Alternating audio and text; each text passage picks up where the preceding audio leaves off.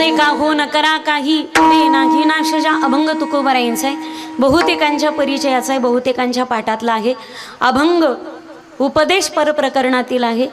ज्या निमित्ताला धरून हरिकीर्तनाची सेवा आहे ती दिवाळी आहे. आणि हिंदू धर्मामध्ये दीपावली हा सगळ्यात मोठा सण आहे. काही सण पहा तुम्ही अर्ध्या दिवसाचे असतात, काही सण एका दिवसापुरती मर्यादित असतात, काही सण 2 दिवस साजरे करायचे असतात, काही सण 3 दिवसाचे आहेत, काही 4 दिवसाचे आहेत, काही 5 दिवसाचे आहेत. पण सगळ्या सणांचा राजा जो 6 दिवस साजरा केला जातो असा एकमेव सणांचा राजा हिंदू धर्मात तो म्हणजे दीपावलीचा आणि दिवाळीचा सण. दसरा दिवाळी तोची आम्हा सण विकरा. दसरा दिवाळी तोची आम्हा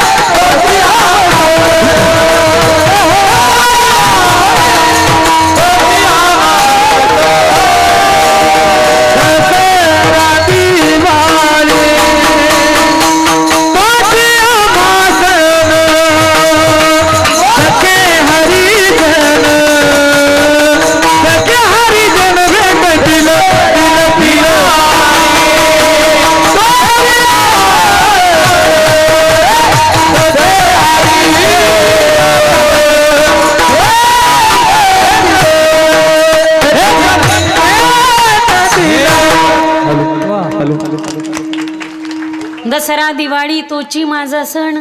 तुमच्याकडे फटाके फोडणं लाडू खाणं कदाचित ही दिवाळी, पण हरिदासाच्या घरीची दिवाळी जर म्हटलं तर भगवंताच्या लेकराने आम्हा नित्य दिवाळी. हरिदासाच्या घरी दररोज दिवाळी साजरी होते. दसरा दिवाळी तोची माझा सण सखे हरिजन यापेक्षा कोणती वेगळी दिवाळी असू शकते. सगळ्या सणांमध्ये सणांचा राजा म्हणजे दिवाळी. थोडक्यात वर्णन करून पुढे चालेल मी. अक्षय तृतीया अर्धा मुहूर्त आहे, दुपारपर्यंतच त्याला महत्व आहे. एकदा पितर जेव घातले दुपारपर्यंत, अक्षय तृतीया पितर जेव घातले अर्ध्या दिवसापर्यंतच तो सण महत्वाचा आहे. काही सण एका दिवसाचे असतात, उदाहरणार्थ गुढीपाडवा असेल, वेगवेगळे सण असतील. आणखीन मी काय फार मोठी यादी नाही तुमच्या समोर ठेवणार. खालून तुम्हाला आठवत असतील तर तुम्ही मला सण म्हणजे सगळं का आम्हीच गुत्त घेतलं का खालून तुम्ही बोलत चला. शहाणे शहाणे लोक माझ्या पुढे बसलेत. काही सण हे 2 दिवसाचे साजरे करायचे असतात. 2 दिवसाच्या सणामध्ये संक्रांत, आदल्या दिवशी भोगी आणि दुसऱ्या दिवशी मी हानू हानू घेईन बरं का तुमच्या पुढं. दुसऱ्या दिवशी तुम्ही सारे मुंजे आहेत का? का घटस्फोटीत आहे तुम्ही? असं तर काही नाही ना. मग बोला जरा. विढल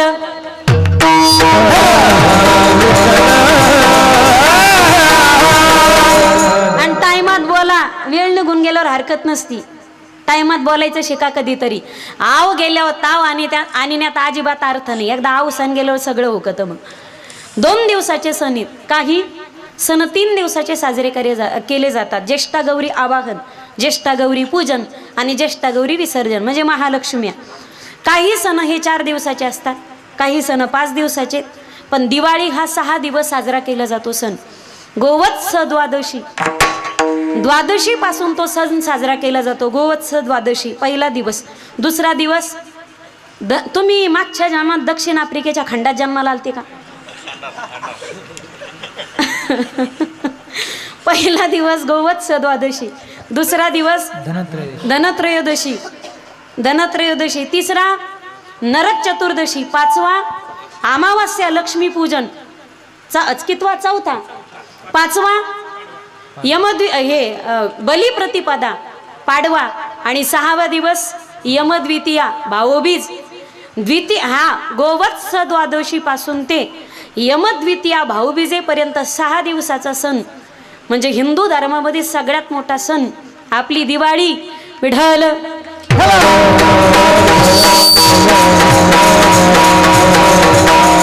गोवत्स द्वादशीला काय करायचं असतं? त्या दिवशी गाई आणि वासराचं पूजन करायचं असतं. गाई वासराचं पूजन करायचं. त्या दिवशी अष्टवसूंचं पूजन करायचं. तत्वशुद्ध पद्धतीने पूजन. आपल्या हिंदू धर्मात सण काय आहेत? प्रत्येक गोष्टी मागे, आपल्या सणांच्या पाठीमागे काहीतरी लॉजिक आहे. आपल्याकडे आडमुठ्यावानी एकही गोष्ट साजरी केली जात नाही. उगाच काहीतरी टाइमपास करायचा ना, उगाच काहीतरी करायचं म्हणून वेळ घालवायचा आणि पैसा घालायचा, याच्यासाठी आपल्याकडे सण साजरे होत नाहीत. अष्टवसूंचं त्या दिवशी पूजन आहे. गाई वासराचं पूजन करायचं. शेणामातीचा गोवर्धन करायचा. त्यावरती झाडं फुलं पानं लावायचे आणि गोवर्धन म्हणून त्याची पूजा करायची. त्या दिवशी भगवान कृष्ण परमात्म्याने इंद्राची पूजा डावलली. इंद्रयाग नाही तर गोवर्धनाचा याग केला आणि गोवर्धनाची पूजा केली.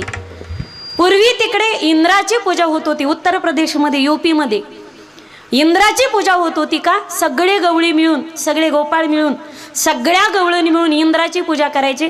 56 प्रकारचा त्याला भोग दाखवायचे. इंद्र प्रसन्न व्हायचा आणि पाऊस पाडायचा, अशी त्यांची समजूत होती. भ्रष्टाचाराच्या विरोधात पहिलं पाऊल उचलणारा, जगाच्या पाठीवरचा एकमेव समाज सुधारक म्हणजे भगवान गोपाल कृष्ण परमात्मा. इंद्र जो भ्रष्टाचार करीत होता, त्याच्या भ्रष्टाचाराला विरोध करून गोवर्धनाची पूजा करणारे भगवान गोपाल कृष्ण परमात्मा. परमात्म्याने त्या दिवशी गोवर्धनाची पूजा केली आणि गोवर्धन म्हणजे प्रत्यक्ष गोपाल कृष्ण परमात्मा आहे. म्हणून आपण गोवर्धनाची पूजा करणं हे गोवत्स द्वादशीचं निमित्त. त्या दिवशी गोवर्धनाची पूजा करायची. त्यानंतर दुसरा दिवस आहे तो धनत्रयोदशी.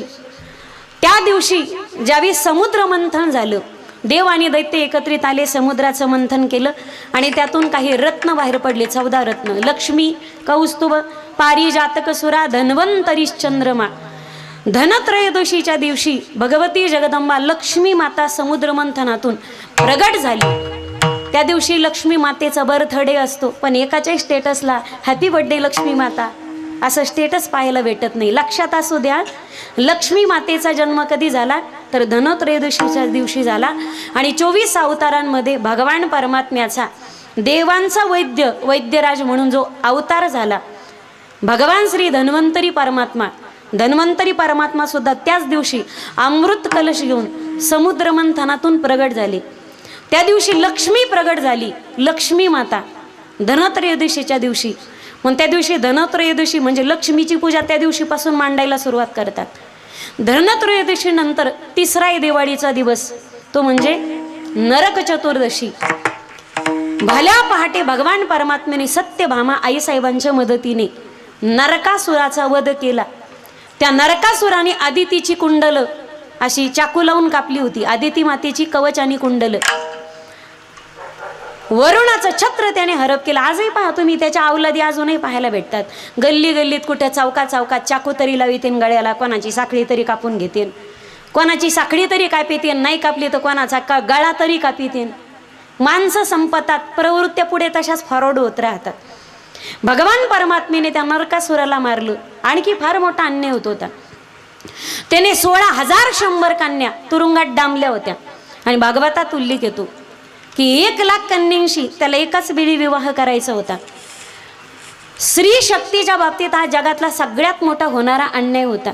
आत्तापर्यंत फक्त तुम्ही 16,108 बायका करणारा कृष्णच पाहिला असेल, पण 16,100 कन्यावरती होत असणारा अन्याय, ज्याने अन्याय केला त्याचा वध करून 16,100 कन्यांची सुटका करणारा कृष्ण आत्तापर्यंत समाजाच्या समोर कोणी चांगल्या प्रकारे सांगितला का?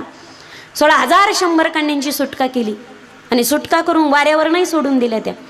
तर 16,100 कन्या उद्या जर दुसऱ्या कोणासोबत लग्न लावून दिलं त्यांचं, तर उद्या जगत त्या बायकांकडे बोट दाखवेल आणि म्हणेल की ही नरकासुराच्या जनानखान्यामध्ये डांबलेली पोरगी आमकेची बायको आणि तमकेची बायको आहे.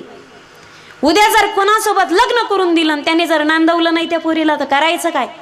आता जगण्याचे सगळे मार्ग संपले. आता 2च मार्ग. पोटाची खळगी भरण्यासाठी देहविक्रय करावा, वाम मार्ग पत्करावा, नाही तर मग, माझी भाषा कळते ना तुम्हाला, नाही तर मग जगण्याचे सगळे मार्ग संपले. आपल्याला घरचे दारचे सुद्धा न्यायला आले नाहीत. आता एकच, जगण्यात लाज नाही म्हणून आत्महत्या करावी. आणि त्यावेळी महिलांना रोजगार, द्वापार युगामध्ये ही संकल्पनाच नव्हती. महिला घराच्या बाहेरच नव्हत्या त्यावेळी. मग आता यांनी जर आत्महत्या केली तर 16,100 कन्या मारल्याचं आणि आत्महत्या त्यांना केल्याचं पाप मला लागेल. आणि उद्या जगत मला प्रश्न विचारेल, कृष्णा करायला गेलास एक आणि झालं एक. अरे आधी होत्या त्यावेळी जिवंत तरी होत्या, तू केलंस काय आणि झालं काय? 16,100 कन्या मारल्याचं पातक मला लागेल. मग यांना वाऱ्यावर सोडण्यापेक्षा मीच यांच्याशी विवाह करतो ना. जगातला सगळ्यात मोठा समाज सुधारक 16,100 कन्यांचा स्वीकार ज्याने एकाच वेळी केला, जगातला सगळ्यात मोठा तत्ववेत्ता भगवान श्रीकृष्ण परमात्मा. एक वाक्य काळजात उतरून, ज्याला राजकारण करायचंय त्याने आधी कृष्ण नीतीचा अभ्यास करायचा. कृष्ण नीती, राजकारण कसं करायचं हे कृष्ण नीतीतून पाहावं. आपलं राजकारण भावकी तोडीत, आपलं राजकारण माणसं फोडीत, आपलं राजकारण गाव नासवतं, हे हलकट राजकारण आहे आपलं. ज्याला राजकारण करायचं त्याने कृष्ण चरित्र, कृष्ण नीती कधीतरी अभ्यास. भगवान परमात्म्याने काय केलं हे नाही, तो काय बोलला हे बघा. एकीकडे 5 पांडव आहेत आणि एकीकडे 100 कौरव आहेत. पण राजकारण कशाला म्हणता, जरा डोकं लावा, मेंदूला ताण द्या. एकीकडे 5 पांडव होते आणि एकीकडे 100 कौरव होते. केलं काहीच नाही यांनी, पण 5पैकी एकही पडू दिला नाही, 100पैकी एकही निवडून येऊ दिला नाही. याला म्हणायचं राजकारण. विढल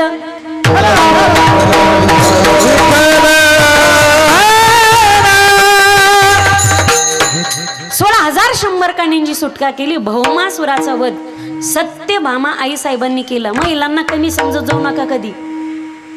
त्याने असंच कमी लेखलं होतं नरकासुराने, बाई मला काय करू शकते. जेव्हा मर्डर झाला तेव्हा विचार करायला बी शिल्लक राहिला नाही. तो नरकासुराला परमात्मेने सत्यभामा मातेच्या मदतीने भल्या पहाटे मारलं. म्हणून नरक चतुर्दशीच्या दिवशी माणसाने दिवस उगवल्याच्या नंतर, सूर्य उदय झाल्याच्या नंतर स्नान करायचं नसतं, आधी स्नान करायचं असतं. म्हणून लहान लेकरं येतात, पा उठा उठा, पहाट झाली आणि मोती स्नानाची उठा उठा, दिवाळी आली, मोती स्नानाची वेळ झाली. आम्ही लहानपणी म्हणायचो पा, म्हणजे अजूनही शहाणे बी लहानच होते दिवाळीत. दिन दिन दिवाळी, पुढचं म्हणा तुम्ही. गाई म्हशी ओवाळी, गाई म्हशी कोणाच्या, माझ्या लक्ष्मणाच्या. लक्ष्मण कोणाचा, आई बापाचा. आता तसं नाही गणेश दादा, लक्ष्मण कोणाचा, पत्याच्या आईचा. विढल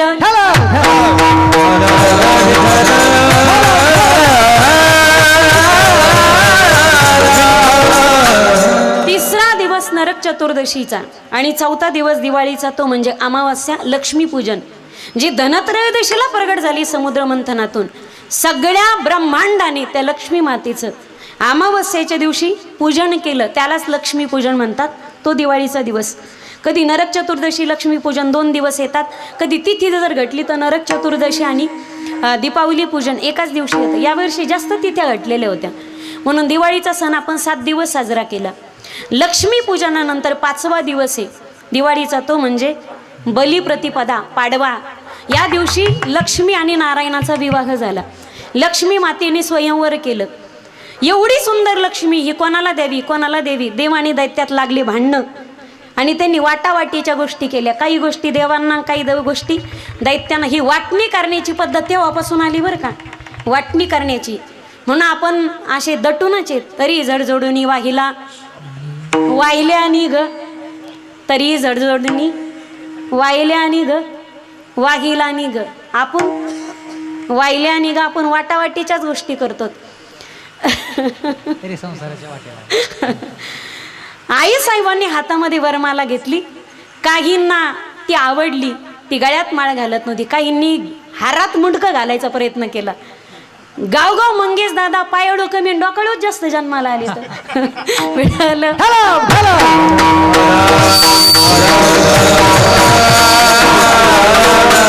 हे पहा, नर्म आणि स्टँडर्ड विनोद आहेत. हलकट विनोद मी करीत नाही. ती कीर्तनाची मर्यादा विने.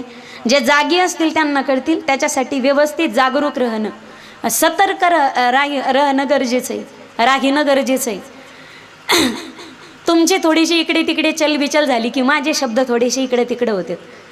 नरक चतुर्दशी लक्ष्मी आणि भाऊबीजेला बहीण भावाला ओवाळती. पाडव्याच्या दिवशी आपल्या पतीला दीर्घायुष्य लाभावं म्हणून आई साहेबांनी जसं ओवाळलं तशी प्रत्येक भगिनी आपल्या पतीला ओवाळते. बलिप्रतिपदा पाडवा. भगवान परमात्मा ज्यावेळी बलीचा गर्भहरण केला, बळीला ज्यावेळी दानशूराचा अभिमान झाला होता, भगवान परमात्म्याने बलीचा गर्भहरण केला. वामनाचं स्वरूप धारण केलं, त्रिपाद भूमीची मागणी केली, विराट स्वरूप धारण केलं आणि तिसरा पाऊल मस्तकावरती देऊन बळीला पाताळाला नाही बरं का, सुताळाला घातलं. राखेदार वंटा बळीचा सारथी झाला अर्जुनाचा, दास सेवकाचा होय साचा गीता, हो ऐका कृपेचा सागर, हो ऐका कृपेचा सागर, ऐका कृपेचा सागर, ऐका कृपेचा सागर.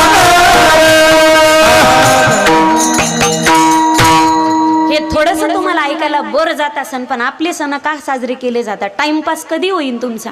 घरी तुम्ही करू शकता, त्याच्या अनेक साधनं आहेत. पण आपले सण का केले जातात? मागच्यानी केले म्हणून पुढच्यानी करायचे आणि पुढच्या पिढीला सांगायचे. ताळाला मेळ नाही ही गोष्ट का म्हणून. प्रत्येक गोष्टीचं आपल्याकडे लॉजिक आहे. बलिप्रतिपदेला परमात्मेने बळीला सुताळाला घातलं आणि त्या आत्मसमर्पण भक्तीवरती जगाचा मालक प्रसन्न झाला आणि तेव्हापासून भगवान परमात्मा बरीच्या दारातला द्वारपाल झाला. 1 वर्षभर वैकुंठ सुनं होतं. नवराच नाही, पतीच नाही, मालकच नाहीत. आई साहेब भाना भाना भाना भाना हिंडू लागल्या आणि त्यांना कळालं की सुताळामध्ये बरीच्या दारामध्ये माझा नवरा सिक्युरिटी गार्ड वॉचमन म्हणून काम करतो. 1 वर्षभर आई साहेबांनी त्याची दासी बनवून काम केलं. रडत होते आई साहेब. बळीने विचारलं, तुम्ही का रडताय ताई? म्हणे मला भाऊच नाही. हे नंतरचा दिवस या, हे नंतरचा दिवस आहे. रडत होते आई साहेब. म्हणे मला भाऊच नाही. आई साहेब तुम्हाला भाऊ नाही ना, आजपासून मी तुमचा भाऊ आहे. त्या ठिकाणी बळी राजा आई साहेबांचा भाऊ झाला. तो दुसरा दिवस मी पुढे तुम्हाला सांगते. पण ज्यावेळी ताटात काहीतरी मागायची वेळ आली, आई साहेबांनी मागितलं, मला दुसरं काही देऊ नका, तुझ्या दारात जो द्वारपाल आहे ना तोच फक्त मला देऊन टाक. बळीला हसू आलं. म्हणे मागायचं असतं तर दुसरं कोणता मागायचं असतं ना, माझा नोकर का मागितला? म्हणे बरी, अरे तो नोकर नाही, ते माझे मालक आहेत, वैकुंठाचे मालक आहेत, ते त्रिभुवनाचे धनीत. त्या दिवशी बलीला कळालं माझ्या दारात जो सिक्युरिटी गार्ड होता हा दुसरा तिसरा कोणी नसून लक्ष्मीचा मालक आणि वैकुंठाचा पती होता. बळी रडू लागला त्या भक्तीवरती.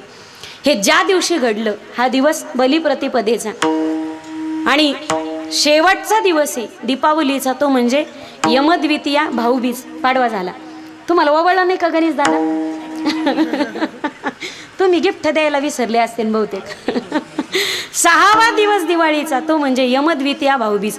दोघं बहीण भाऊ होते पहा, यम आणि यमी. तुम्हाला यम माहिती का? यम इच कम, काल एक माणूस लगेच कम. तुम्हाला कळतं ना? माना हलवीत जा जरा. तुम्हाला तुमच्या बायकाच्या शब्दा येतं, अधूनमधून माना हलवीत जरा जरा, खालून काही बोलत जा. म्हणजे मला रिस्पॉन्स देत जा, प्रतिसाद देत जा, म्हणजे मला बरं वाटतं जरा. नाही तर मग मला असं वाटतं तुम्हाला माझ्या जागी दुसरी कोणी आणायची होती का? पाटलीनं विढल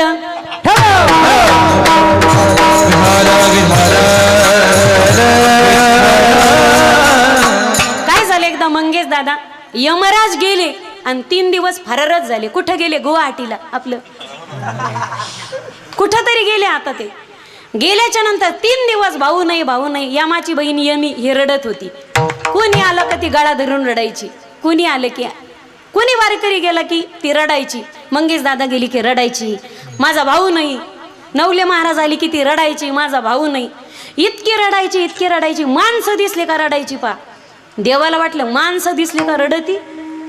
असा चमत्कार करतो, हिला माणसंच नाही दिसले पाहिजेत. त्यावेळी परमात्म्याने काय केले? चमत्कार केला. माणसं दिसले नाही पाहिजेत म्हणून अंधार केला. रात्रीचा दिवस जिथून सुरुवात झाली, रात्र जिथून जन्माला आली, तो दिवस भाऊबीजेचा होता बरं का. आपल्या गोष्टी आपल्याला लक्षात असल्या पाहिजेत. त्याच्या आधी फक्त आजच होता, कल जन्माला आलेला नव्हता. आजकल हा शब्द तेव्हापासून जन्माला आला बरं का. त्याच्या आधी फक्त आजच होता, कल नव्हता. पण हे आजकालच्या लोकांना कळत नाही, हे करावं काय. विढल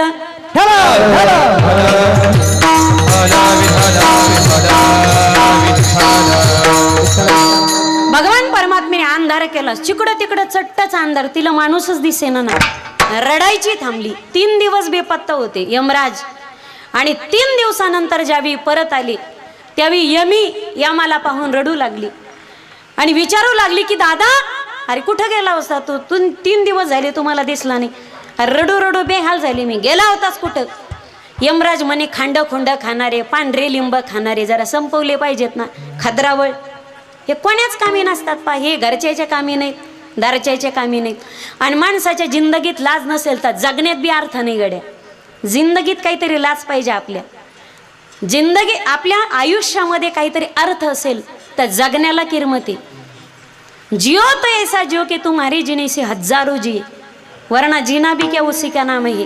अरे दूसरों के जख्मों पर तो कव्वे भी पेट भरते हैं. पुसणार कोणी असेल तर डोळे भरून येण्याला अर्थ आहे. पुसणार कोणी असेल तर डोळे भरून येण्याला अर्थ आहे. आणि आपल्यानंतर कोणी रडणारच नसेल तर माणसाचं मरणही व्यर्थ आहे. विढल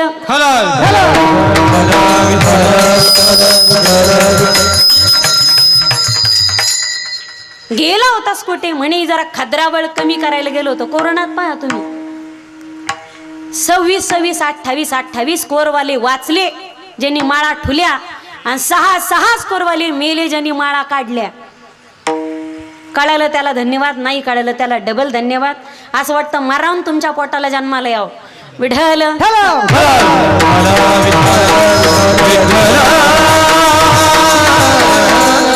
काहीतरी कळू देत जा तुमच्या मनातलं. तुमच्या डोळ्या वाटत तरी कळलं पाहिजे मला तुमच्या मनातलं. फेस रिडिंग ज्याला म्हणतात, चेहरा डिस्प्ले असतो ना माणसाचा. यमी रडत होती, दादा आला 3 दिवसानं आला. मग त्या यमीनं आपल्या भावाला ओवाळलं, त्याचं औक्षण केलं. तेव्हापासून प्रत्येक बहीण आपल्या भावाला ओवाळते भाऊबीजेला. इडा पिडा जाऊ दे आणि बडीचं राज्य येऊ दे. याचे अनेक प्रकारचे अर्थ आहे. आपल्या सडके मेंदूनी याचा अर्थ लावायचा नाही बरं का. याचा अनेक प्रकाराने अर्थ लावता येतो. आपल्या प्रत्येक गोष्टीमध्ये गूढ रहस्य आणि लॉजिक दडलेले. फक्त 1.5 वाक्यावरती अर्ध्या हळकुंडाने पिवळं व्हायचं नाही माणसाने कधी. हल्ली असं झाले मंगेश दादा, उंदराला सापडलं हळकुंड आणि ते बसलं दुकान मांडून. आशाचाच बाजार जास्त झालाय. विढल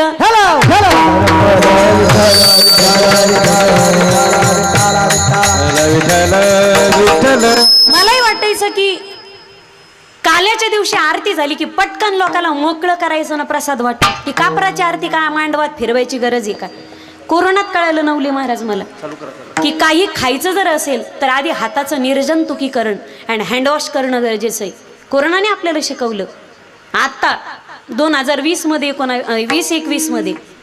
पण या हिंदू वैदिक सनातन धर्म परंपरेने मात्र हजारो वर्ष आपल्यापूर्वी आपल्याला सांगितलं हिंदू धर्मातलं प्रत्येक गोष्ट लॉजिक आहे.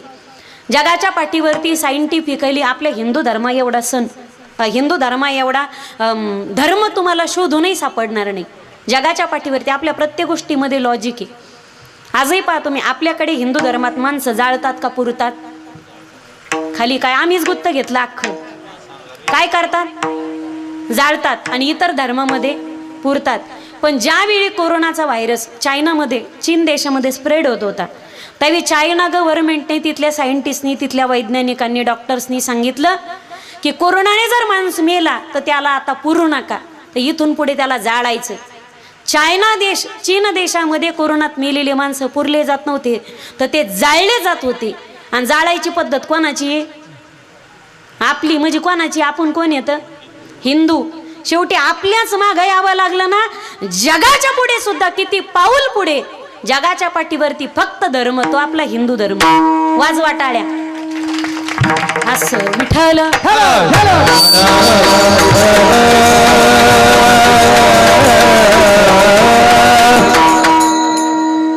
देवी भागवत कथा करत असताना उल्लेख येतो, अगस्ती ऋषींचा जन्म एका कुंभामध्ये झाला. वशिष्ठ आणि अगस्ती.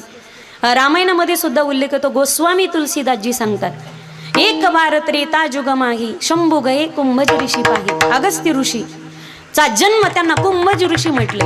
त्यांचा जन्म एका मडक्यातून झाला. दोन ऋषी, अगस्ती आणि वशिष्ठ ऋषी, कुंभातून जन्माला आले. तुम्ही म्हणताल ताई काऊन बावळटपणा लावलाय, आम्ही काय येडेमुडे दिसतोत का तुम्हाला? आता तुम्ही एवढे शहाणे, मी कसं येडं समजेन बरं तुम्हाला? तुम्ही पुढं बसून ऐकतात, हे आमचं सगळ्यात मोठं भाग्य आहे. तुम्ही ऐकतात, हेच आमचं लय मोठे पण झालं. तुम्हाला कशाला येड्यात काढू मी? कुंभात ऋषी जन्माला आले. तुम्ही म्हणताल कुंभात कुठं ऋषी जन्माला येत असतात का? आता थोडा मेंदूला ताण द्या. जर ट्यूबमध्ये बेबी जन्माला येऊ शकतो, test tube baby, you know, जर ट्यूबमध्ये बेबी जन्माला घालू शकतात डॉक्टर्स, तर 1000 वर्षापूर्वी आमचे ऋषी मुनी मडक्यात, गाडग्यात आणि सुगड्यात का जन्माला येऊ शकत नाही? काळाच्या कितीतरी पुढे पाऊल हे हिंदू वैदिक सनातन धर्म परंपरेचं आणि अध्यात्माचं आहे. विढल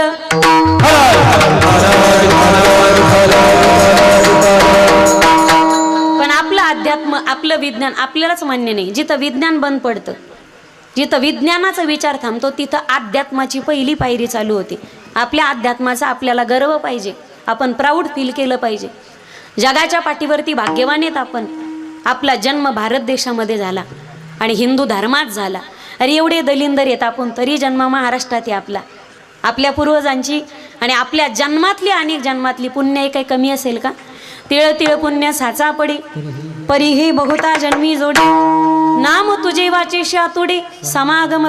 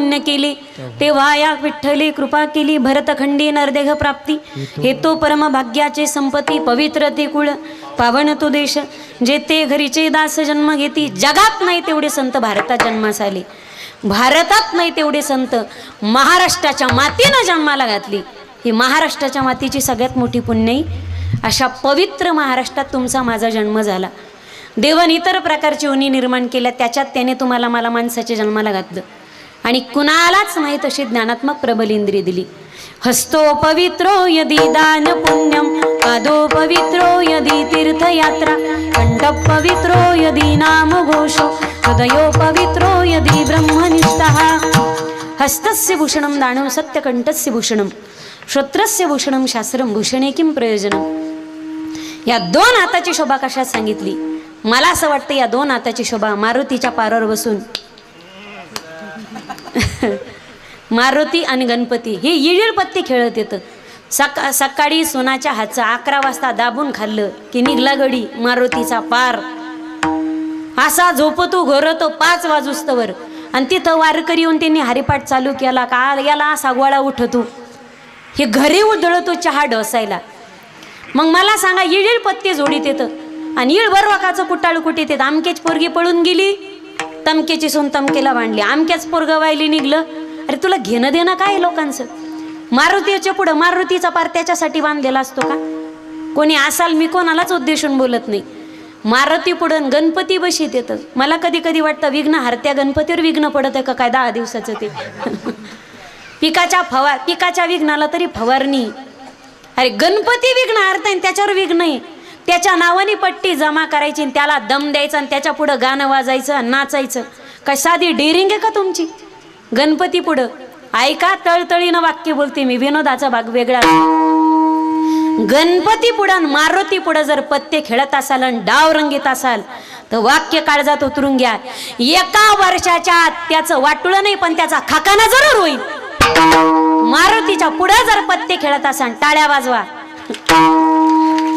त्याची पुण्यतिथी होईन पुण्यतिथी वर्षाच्या आत आणि पुण्यतिथीचं कीर्तन करायला इथं मीच येईन मी अभंग बी घेईन मग गणेश दादा भक्ती विन पशु कशासी वाढला सट्टीविने काहीचा नेला नाही काय माये गेली होती भूतापाशी हरी नाही मुखासी हरी पुढा गळ्यामध्ये माळ दे हातामध्ये टाळ दे गळ्यामध्ये माळ दे हातामध्ये टाळ दे देवा मला एक तरी ऐसी संध्याकाळ दे देवा मला एक तरी ऐसी संध्याकाळ दे संगीताचे ज्ञान दे कंठामध्ये ज्ञान दे संगीताचे ज्ञान दे कंठामध्ये ज्ञान दे तुझे गीत गाता यावे तुझे गीत गाता यावे ऐसे वरदान दे वारीसाठी पाय दे मायेसाठी माय दे वारीसाठी पाय दे मायेसाठी माय दे तुझी कृपा काम दिलू ऐसे गाय दे गळ्यामध्ये माळ दे हातामध्ये टाळ दे गळ्यामध्ये टाळ दे हातामध्ये बाळ दे एक तरी ऐसी संध्याकाळ दे देवा मला ऐसी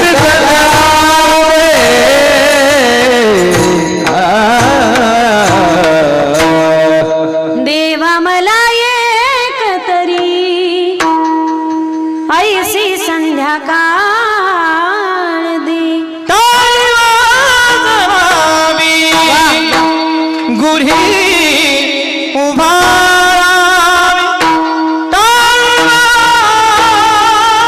वाजवावी वा गुढी उभारावी वाटही चालावी पंढरीची वाटही चालावी पंढरीची वाटही चालावी पंढरीची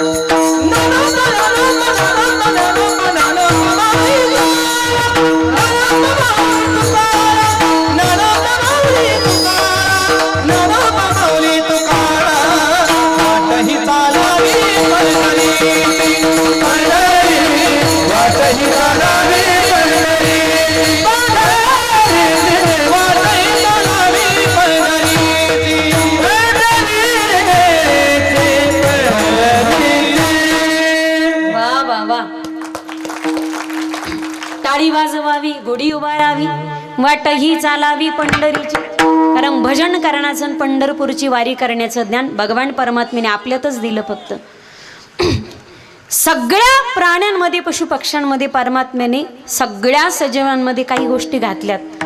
काही गोष्टी कमी आहेत, काही गोष्टी माणसात आणि जनावरांमध्ये जास्त आहेत.